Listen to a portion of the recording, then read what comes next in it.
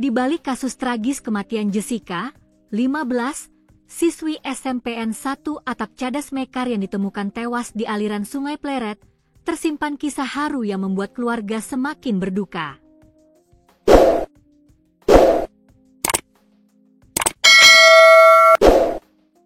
Sebelum kejadian, gadis belia itu sempat mengungkapkan keinginannya untuk merayakan ulang tahun di rumah, sebuah impian sederhana yang tak sempat terwujud.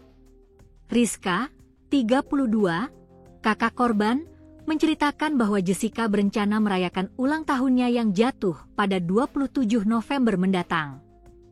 Rencana itu disampaikan langsung kepada ibunya beberapa waktu sebelum Jessica meninggal. Ia sempat bilang ke mamahnya. Katanya kalau rumah ini sudah beres direnovasi mau dirayain ulang tahun di sini, sekalian syukuran rumah.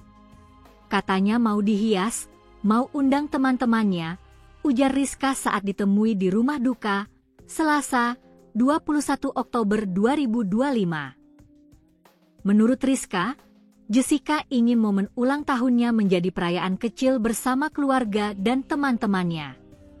Namun, takdir berkata lain. Sebulan sebelum tanggal ulang tahunnya, Jessica justru ditemukan tewas dalam kondisi mengenaskan. Dia udah rencanain semuanya. Katanya ulang tahun nanti mau sekalian selametan rumah. Tapi malah begini jadinya, ucap Rizka. Sebelumnya, polisi telah menangkap Ardiayana Akmal, 23, terduga pelaku pembunuhan terhadap Jessica.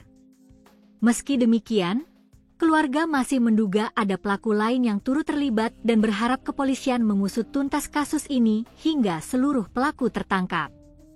Kami cuma ingin keadilan buat adik saya. Kalau bisa, pelaku dihukum seberat-beratnya, kata Rizka. Suasana bermain anak-anak di pinggir saluran air di Kampung Bojongloa, Desa Gandasoli, Kecamatan Pleret, Kabupaten Purwakarta, Jawa Barat mendadak berubah menjadi kepanikan pada Sabtu, 18 Oktober 2025. Teriakan polos mereka menjadi awal terkuaknya penemuan sesosok jenazah perempuan yang mengapung di aliran air sawah.